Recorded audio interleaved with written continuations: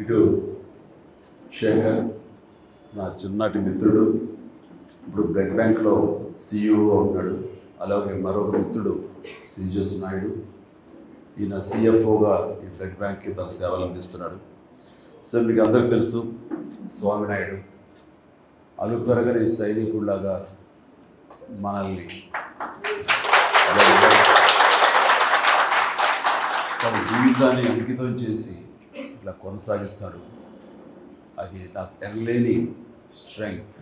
వీళ్ళందరూ నాకు వెన్నుదన్నుగా ఉండి ఈ కార్యక్రమం, ఈ బ్లడ్ బ్యాంక్, ఇతర సేవా కార్యక్రమాలు ఏది తలపెట్టినా సరే సజావుగా ముందుకు సాగడానికి మీరందరూ కూడా నేను సైతం అన్నట్లుగా మీరందరూ ముందుకు రావటం.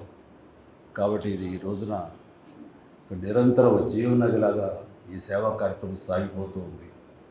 రేపొద్దున మనం ఎక్కడున్నా, ఎలా ఉన్నా, ఏమైనా ఈ సేవా కార్యక్రమం మాత్రం ఆగదు.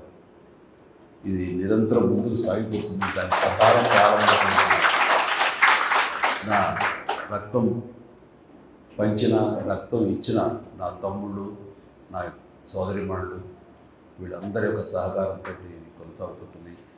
ఇది జీవితంలో నాకు ఎనలేని సంతృప్తి. దానికి కానీ ప్రతి ఒక్కరికి నా హృదయపూర్వక ధన్యవాదాలు ఎప్పుడూ తెలియజేసుకుంటూనే ఉంటాను. ధన్యుడి.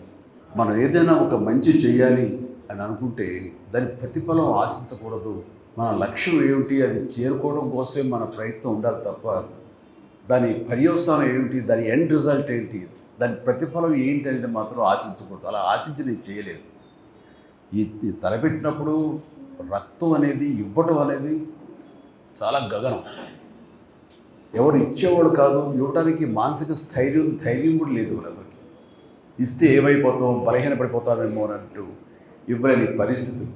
ఆ ఇచ్చేవాడు ఎవరైనా ఉంటే కనుక బ్లడ్ బ్యాంక్ వెళ్తే 4 డబ్బులు వస్తాయి అంటూ గట్టిగా పేదరికంలో ఉన్నవాళ్ళు, కూలీ నాలి చేసుకుంటున్న వాళ్ళు మాత్రమే ఆ బ్లడ్ బ్యాంక్, ఆయా బ్లడ్ బ్యాంక్స్ వాళ్ళు వాళ్ళకి తీసుకుని వచ్చి డబ్బులు ఆశ చూపించి ఆ బ్లడ్ని తీసుకునేవాడు. అంతే తప్ప నిజంగా ధారాళంగా ఈ రోజున మీరు అందరూ ఇస్తున్నట్లుగా అలా ఇచ్చే రోజులు కాదు. అలాంటి పరిస్థితుల్లో నేను ఎన్నోసార్లు చెప్పాను, కానీ మరొకసారి చెప్పుకోవాలనిపిస్తుంది. మనం రక్తం దొరకక, సమయానికి అందక ఎంతోమంది చనిపోతున్నారు. ఒక 2 బాటిల్స్ రక్తం దొరికితే కనుక ప్రాణాలు నిలబడేవి అని అన్ని పేపర్లో వచ్చినప్పుడు నాకు చాలా ఆశ్చర్యం వేసింది. అప్పుడు కూడా నాకు అవగాహన లేదు. నేను కూడా ఈ షూటింగ్ నిమిత్తం అలా ఉండి బిజీగా ఉండే ఆలోచనలో ఎప్పుడూ వాటి ఒక్క దృష్టి సారించలేదు. అది తెలుసుకున్న తర్వాత చాలా నిద్ర పట్టలేదు నాకు. యాక్సిడెంట్స్ అయ్యి కానీ, డెలివరీ సమయంలో అధిక రక్తస్రావం జరిగి కానీ, తలసేమియా వ్యాధిగ్రస్తులు కానీ, లుకేమియా వ్యాధిగ్రస్తులు కానీ ప్లేట్లెట్స్ లేక చనిపోతున్నారంటే నాకు చాలా బాధ అనిపించి, మనకి ఎంతోమంది అభిమానులు ఉన్నారు. వీళ్ళందరూ తలుచుకుంటే కనుక ఇది ఒక దేదీప్యమానంగా ముందుకు సాగిపోతూ ఉంటుంది. రక్తం లేని కొరత కొంతవరకైనా మన రాష్ట్రంలో తగ్గించే అవకాశం ఉంటుంది. అంత పొటెన్షియాలిటీ ఉంది, అంత శక్తివంతులు వీళ్ళు అన్గైడెడ్ మిసైల్స్ లాంటి వాళ్ళు. వీళ్ళని గైడెడ్ అంటే సరైనటువంటి సక్రమంగా మార్గం చూపగలిగితే కనుక వీళ్ళందరూ కూడా అద్భుతమైన సమాజ సేవకులు అవుతారన్న స్ఫురణకు రావటం. నేను కొంతమంది మిత్రులతోటి వాళ్ళతోటి బ్లడ్ బ్యాంక్ స్థాపించాలి అంటాం. స్వామినాయుడు, నువ్వు పూర్తిగా దీనికి అంకితమై ఉండాలి అంటే తనతో ఉన్నటువంటి మిగతా అభిమానులకు ఉన్నటువంటి సత్సంబంధాల దృష్ట్యా వాళ్ళంతా నేను అనుకున్నాను, ఎంత నేను మోటివేట్ చేసినా, ఎంత వీడియోల ద్వారా, షార్ట్ ఫిల్మ్స్ ద్వారా, నా క్యాసెట్స్ ద్వారా, ఆడియో మెసేజ్ ద్వారా ఎంత ఇచ్చినా సరే వస్తారంటారా? ఎందుకంటే ఎవరి ప్రాణం వాళ్ళకి భయం. రక్తం ఇస్తే మనం బలహీనం అయిపోతామేమో, రక్తం ఇస్తే కనుక మనకి రక్తలేమి వ్యాధి వస్తుందేమో అంటూ అలాంటి అపోహలు ఉండే రోజుల్లో కొంతమంది అయితే కనుక మరీ రక్తం ఇస్తే కనుక అది వచ్చే జన్మలో మళ్ళీ మనకి ఏదో ఇంకోలా పుడతాం, ఏదో ఇలా చించి కావాలని చెప్పేవాడు. అండ్ ఆ సమయంలో వాళ్ళకి ఆశ చూపించాను. నన్ను కలవాలనుకున్న వాళ్ళు, నన్ను మీట్ అవ్వాలనుకున్న వాళ్ళు, నాతో ఫోటో దిగాలనుకునే వాళ్ళు ఎవరైనా ఉంటే ముందు రక్తం ఇచ్చారంటే అప్పుడు ఇస్తానని. దానికి కొంత ఉత్సాహమైన కుర్రవాడు ధైర్యం చేసి వచ్చాడు. వచ్చిన తర్వాత వాళ్ళు ఇచ్చిన తర్వాత రక్తం అనేది అది పెద్ద ఇబ్బంది కాదు అని వాళ్ళకి అర్థమైంది. సో వాళ్ళు ఎంకరేజ్ చేయడం కోసం ఇచ్చారు. వాళ్ళ సరదా తీరిపోయింది. మళ్ళీ నెక్స్ట్ ఇస్తారంటారా వాళ్ళు వచ్చి? ఎవరేమో. ఇట్లా ఎంతమంది 1 or 2 ఇయర్స్ తర్వాత నా ఫ్యాన్స్ అందరు తలా ఒకసారి బ్లడ్ ఇచ్చిన వాళ్ళు అవుతారు, ఒక ఫోటో దిగేసిన వాళ్ళు అవుతారు, వాళ్ళు సంతృప్తి చెందుతారు. ఆ తర్వాత ఇది కొనసాగాలంటే ఎంత కష్టం కదా అనే డౌట్ ఉండేది నాకు. కానీ నా డౌట్ని పటాపంచలు చేస్తూ ఒకసారి ఇచ్చిన వాళ్ళు ఈ రోజులో మీలో ఉన్నారు. అట్లాగా 25 సార్లు, 30 సార్లు, 100 సార్లు, 150 సార్లు ఇవ్వడం జరుగుతుంది అంటే కనుక మీరందరూ ఆ సేవా కార్యక్రమంలో ఉన్నటువంటి ఆ మాధుర్యాన్ని, ఆ సంతృప్తి అది అందరూ అనుభవిస్తున్నారు కాబట్టి మున్ముందుకు వచ్చి ఇంకా ఇది ఇలా కొనసాగుతుంది. అదే దృష్ట్యా నేను కూడా ఈ సేవా కార్యక్రమాలు చేస్తూ ఉన్నాను, ఇంకా కొనసాగిస్తున్నాను. నా తర్వాత చరణ్ అదే విధంగా తను కొనసాగించాలనుకుంటున్నాడంటే కనుక అందులో ఉండేటటువంటి సంతృప్తి అంతా ఇంత కాదు. ఏదైనా సరే నేను ప్రతిఫలం ఆశించకూడదు, తిరిగి ఇలా బౌన్స్ బ్యాకే వస్తుంది, మనం మంచి చేస్తే మంచి వస్తుంది, చెడు చేస్తే చెడు వస్తుందని ప్రగాఢంగా నమ్మేవాడిని. కానీ అది ఆశించి కాదు, మన ధర్మంగా నేను నెరవేర్చుకుంటూ వెళ్ళిపోతుంది. సమాజం నాకు ఇంత ఇచ్చినప్పుడు ఈ సమాజం రుణం ఏమిచ్చి తీర్చుకోవాలని ఉత్తమ మాటలు అంటాం కాదు, ఇలా ఇచ్చి తీర్చుకోవాలనేది నేను ప్రాక్టికల్గా ఇందాక అమర్నాథ్ రెడ్డి అన్నట్లుగా ఏదైనా సరే చేసి ఆ తర్వాత చెయ్యండి అని చెప్పడం అనేది కరెక్ట్. ఎందుకంటే మనం ఎవరైనా వైపు ఇలా చూపించినప్పుడు 3 ఏళ్ళు మన వైపు చూపిస్తుంటాయి, కాబట్టి నువ్వేం చేసావు సమాధానం చెప్పడం దానికి సమాధానంగా నేను ప్రారంభించి ఆ తర్వాత చెయ్యండి అంటారు. నాకు ఒక గట్ ఫీలింగ్ ఉంటుంది, నాకు ఒక భయం ఉంటుంది. సో అలాగే నేను చేయటంలో కృతకృత్యుని అయ్యాను ఈ రోజున. కానీ ఈ చేసే దాంట్లో మంచి తిరిగి ఎలాగ వస్తుంది, ఒక రక్షణ కవచంలాగా మనం ఎలా కాపాడుతుంది అనేది నేను చాలా ప్రాక్టికల్గా చదివి చూసాను. ఇలాంటి చాలామంది ఉంటారు, చాలామంది వాళ్ళ ప్రతిస్పందన నాకు దాకా చెప్పే అవకాశం ఉండకపోవచ్చు, నేను కూడా చేయలేకపోవచ్చు. కానీ ఈ మధ్య సంవత్సరాల్లోనే అది అందరికి తెలిసిన విషయం ఏంటో చాలామంది, నేను పిఎం గారి తోటి ఒక అల్లూరి సీతారామరాజు విగ్రహావిష్కరణ సభలో పాల్గొన్నప్పుడు అది చూసి ఒక వ్యక్తి, ఒక రాజకీయ నాయకుడు అండ్ కొన్ని అవాకులు చవాకులు వెళ్ళాడు నా మీద. అప్పుడే రాజకీయాల్లో లేను, రాజకీయాలు వద్దనుకు దూరంగా వచ్చేసిన వాడిని. అయితే నా మీద ఏదో గౌరవంతో నన్ను ఎంకరేజ్ చేయాలనో, లేకపోతే ఆ జిల్లా వాడిని కాబట్టి, పశ్చిమ గోదావరి జిల్లా వాడిని కాబట్టి, అక్కడ ఒక సెలబ్రిటీని కాబట్టి నన్ను అక్కడ ఆ కార్యక్రమంలో నన్ను కూడా అక్కడ పార్టిసిపేట్ చేసిన అవకాశం ఇద్దామనో ఏదో ఆయన పిలిచారు. సరే వెళ్ళారు. కానీ ఆ సదరు వ్యక్తి నా మీద అవాకులు చవాకులు మాట్లాడు, దానికి అర్థం లేదు, ఏమీ లేదు. నేను ఒకటే, అది నేను కానప్పుడు అది నన్ను అంటదు, నన్ను తాకదు, నేను ఫీల్ అవ్వను. ఆ అన్నవాడి నోరే అది అతని స్వభావం. సో నా స్వభావం ఏంటంటే నేను అలాంటి వాటికి స్పందించను, ఏమి చేయను. కానీ నన్ను ప్రేమించే వాళ్ళు స్పందించకుండా ఉండరు. వాళ్ళ స్పందన ఎలా ఉంటుంది అంటానికి ఈ ఉదాహరణ చెప్పాలనుకుంటున్నాను. అదే వ్యక్తి ముంపు గ్రామాలకి ఈస్ట్ గోదావరికి వెళితే ఒక ప్రౌఢ ఒక అమ్మాయి, బిడ్డ తల్లి, ఒక మోదుబురు రైతు ఫ్యామిలీ లాగా ఉంది, రిచ్ ఫ్యామిలీ.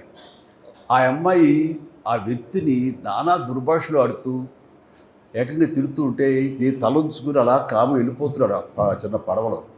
మళ్ళీ తిరిగి వస్తావు కదా, నేను ఎంత చూస్తాను అని మాట్లాడుతుంటే నేను ఎవరో నాకు ఆ క్లిప్పింగ్ ఎక్కడో నాకు తారసపడి నేను చూశాను. మామూలుగా ఫ్యాన్స్ రెచ్చిపోవడం ఇలా ఉంటే కనుక అనవసరం చేస్తున్నారే, లేకపోతే బాగున్నాయి, ఎందుకో సర్లే వాళ్ళ ఆవేశం అలాంటిది అంటూ మళ్ళీ సర్దుకుంటాను. కానీ ఆ అమ్మాయిని చూస్తుంటే, ఆ గృహిణిని నాకు చాలా ఆశ్చర్యంగా అనిపించింది. చూస్తుంటే మనలాంటి మాస్ ఫాలోవర్ లేదు, చాలా క్లాస్ లేడీ. నాకు ముచ్చట కలిగి ఎవరు ఆవిడ, ఎందుకు ఒకసారి రమ్మనండి నేను అన్నాను. రావటం కుదరలేదు అనుకుంటా, సారీ ఆవిడెవరో తెలుసుకుంటాండి అన్నాను. తెలుసుకుంటే వీడియో ఒకటి అమ్మాయిది ఇంటర్వ్యూలా చేస్తే అది నాకు పంపించారు. అది బయటకు కూడా సర్క్యులేట్ కాదు నా పర్సనల్గా.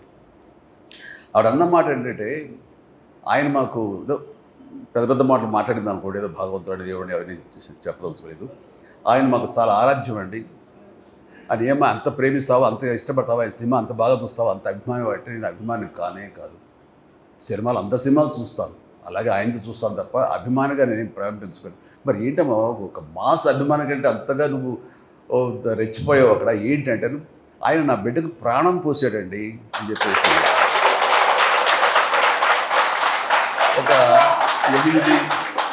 8 సంవత్సరాల బాబుని రమ్మని పిలిచి ఆయన కూర్చోబెట్టి వీడేనండి, వీడికి డెంగ్యూ వచ్చి రక్తం దొరకక ప్లేట్లెట్స్ తనకి ఇవ్వాల్సిన సమయంలో ఇవ్వలేక తను ఇంకొక 48 అవర్స్ 2 రోజుల్లో కనుక ఇవ్వకపోతే చచ్చిపోతాడు, నీరసించిపోయి మంచానికి అతుక్కుపోయాడు. ఇది పరిస్థితి.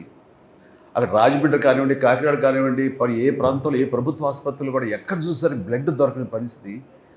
చూస్తూ చూస్తూ బిడ్డ చచ్చిపోతున్నాడు. అదే ప్లేట్లెట్స్ ఉంటే కనుక బతుకుతాడు. ఎలాగని మేము అందరూ ఆలోచిస్తుంటే ఎవరో సలహా ఇచ్చారు, బ్లడ్ బ్యాంక్కి ఫోన్ చేయమ్మా హైదరాబాద్కి, వాళ్ళు ఏదో మార్గం చెప్తారు వస్తారు. ఎక్కడ హైదరాబాద్ అయ్యా, ఎక్కడిదయ్యా, ఎవరిస్తారు, ఏంటి, ఎలా రెస్పాండ్ అవుతారు, మాకు అందుబాటులో ఉంటారంటే ప్రయత్నం చేయమ్మా అన్నారు. ఇక్కడ ఫోన్ కాల్ రాగానే మన అద్భుతమైన స్టాఫ్, బాధ్యత గల మన స్టాఫ్ వెంటనే ఫోన్ అందుకుని సో స్వామినాయుడికి తెలియజేస్తే స్వామినాయుడు వెంటనే అక్కడ ఉన్నటువంటి మరి కొంతమంది ఫ్యాన్స్, మన ఫ్యాన్స్ ఎక్కడున్నా సరే వాళ్ళందరూ బ్లడ్ ఇక్కడ దాకా వచ్చి ఒక అవసరం లేదు, వాళ్ళందరూ గ్రూపులుగా ఏర్పడతారు. ఎవరికి ఏ గ్రూప్ బ్లడ్ కావాల్సి వస్తే వాళ్ళందరూ ముందుకు వచ్చి వాళ్ళు లైవ్లో బ్లీడింగ్ ఇవ్వడం జరుగుతూ ఉంటుంది. అట్లాగా రేర్ బ్లడ్ అయినా సరే ఆ కుర్రవాడిది 5-6 మంది కుర్రవాడు ముందుకు వచ్చి ఆయా హాస్పిటల్కి వెళ్ళి వాళ్ళు ఇవ్వడం జరిగిన తర్వాత ఆ బిడ్డ బతికాడు. ప్లేట్లెట్స్ ఎక్కించడం బాగుంది. చెప్పండి ఇప్పుడు నా బిడ్డ చేతితో చూస్తుండగా చనిపోయి బిడ్డని మరి బతికి బట్టగట్టాడు, ఇదిగో ఇలా తిరుగుతాడంటే మరి ఆయన నాకు దేవుడు నాకు ఏమవుతాడు అన్నారు. ఆ మాట మరి ఎందుకు అంతే మరి ఏమిటి అలాంటి ఆయన అంటాడా మన మాటలు, కానీ బుద్ధి జ్ఞానం ఉందా అంటూ ఆవిడేవో తిట్టేసింది, అయిపోయింది. అంటే మనం చేసిన పుణ్యం ఎక్కడికి పోదు, తిరిగి అది మనకి వెనకాల మనకి వస్తుంది.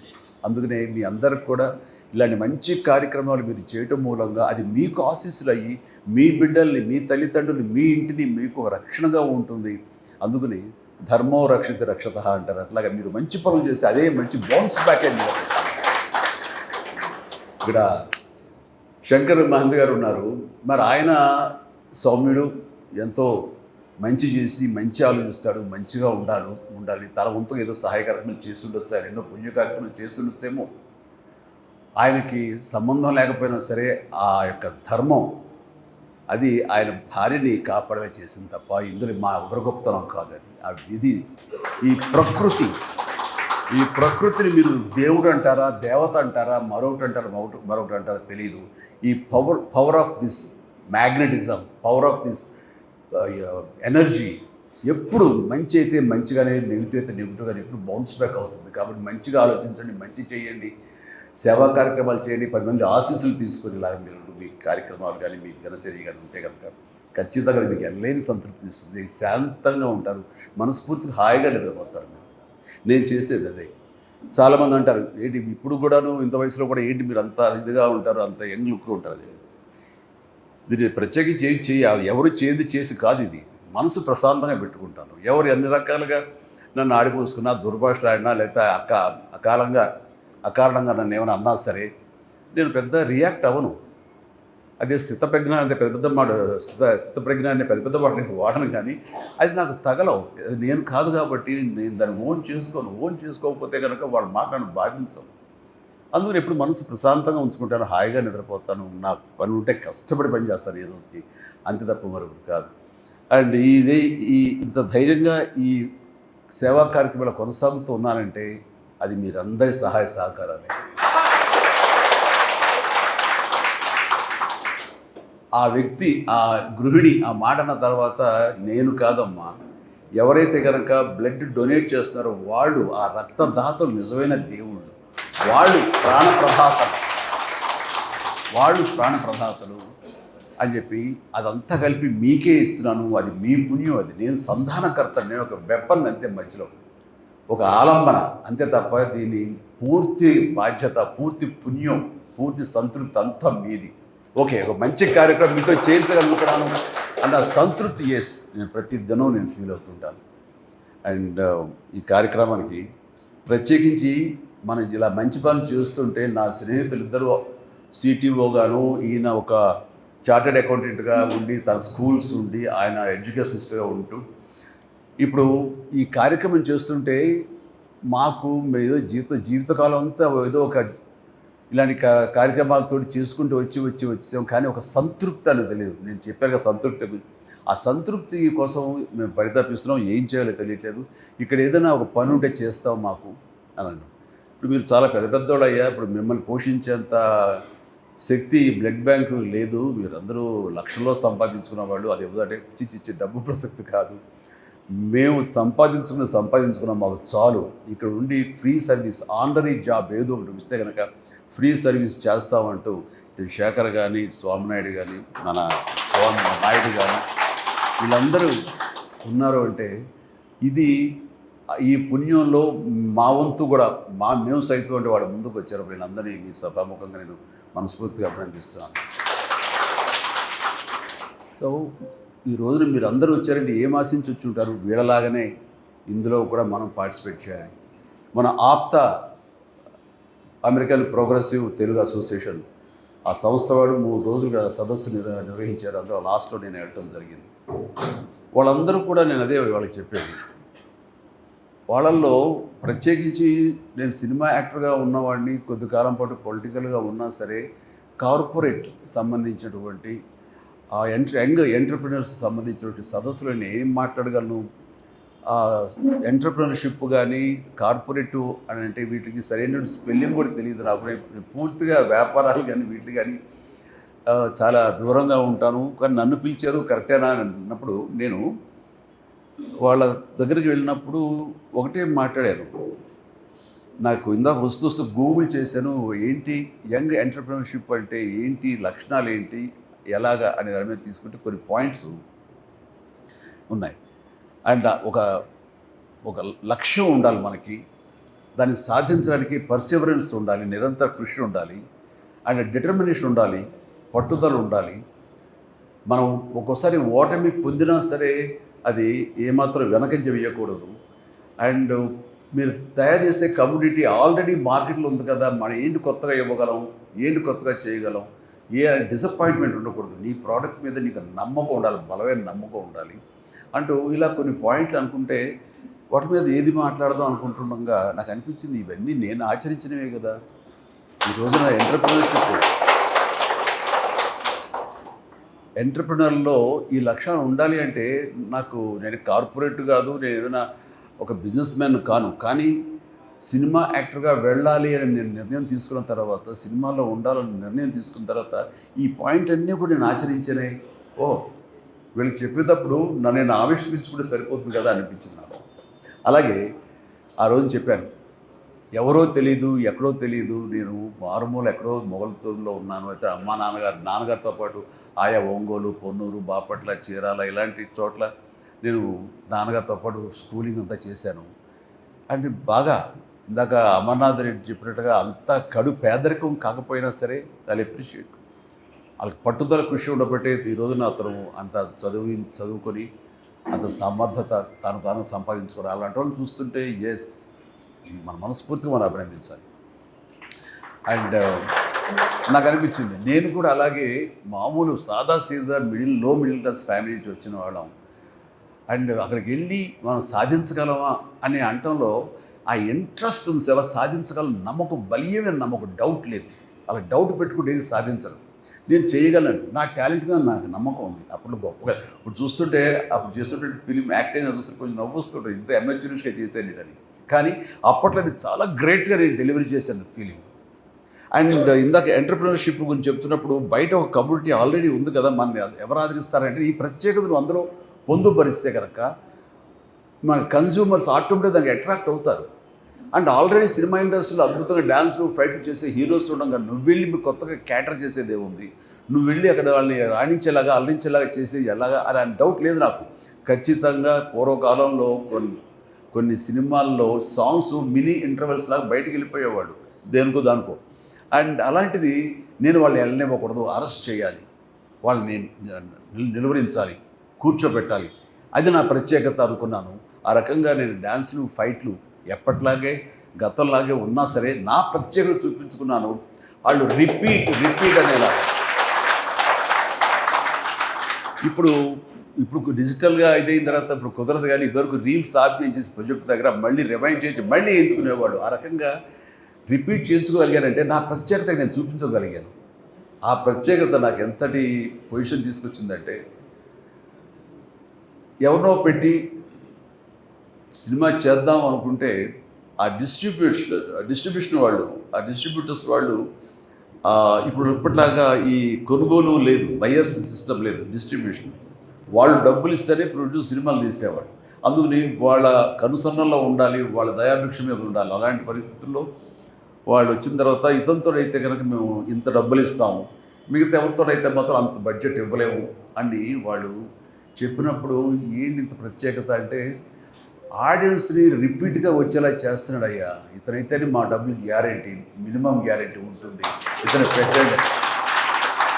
సో ఈ సినీ పరిశ్రమ ముందుగా నన్ను ఆదరించింది కాదు, ప్రేక్షకులు ఆదరించారు, అభిమానులు నన్ను భుజాల మీద ఎత్తుకున్నారు. వాళ్ళు చేసింది చూసిన తర్వాత వీళ్ళ డిస్ట్రిబ్యూషన్ వాళ్ళు ఇక్కడ వాళ్ళ ఇన్ఫ్లుయెన్స్ తోటి ఇక్కడ ఆ స్థానం సుస్థిరమయ్యేలాగా ఉంది. ఆ తర్వాత ఈ కళాం తల్లి నన్ను అప్పులు చేర్చుకుంది. కాబట్టి నేను ఎప్పుడు కూడాను మీ అభిమానులకి కృతజ్ఞునై ఉంటాను. ఆ కృతజ్ఞత భావంతోనే ఉంటాను. అండ్ అంత నమ్మకం మీ మీద ఉంది కాబట్టే ఈరోజు కూడా ఇంత బ్లడ్ డొనేషన్ అనేది, రక్తదానం అనేది సజావుగా సాగిపోతుందంటే కనుక అదంతా మీ సంకల్ప బలం. అండ్ నాకు ఈరోజు చాలా సంతోషంగా ఉంది. ఇలాంటి ఫ్రీక్వెంట్గా మనం కలుసుకుంటున్నాం. ఇంకా ఎంతోమంది ఇచ్చిన వాళ్ళు ఉన్నారు, వాళ్ళందరినీ ఇక్కడ అకామిడేట్ చేయలేక ఇవాళ కుదరలేదు, కానీ వాళ్ళందరినీ. అండ్ స్వామినాయుడు ఇలా ఫ్రీక్వెంట్గా అప్పుడప్పుడు చేస్తూనే ఉండు, నా అవైలబిలిటీని చూసుకుని. ఇంకొకసారి సమయాలు ఉంటే కనుక మన చరణ్ కూడా వస్తుంటాడు, చేస్తుంటాడు. So thank you.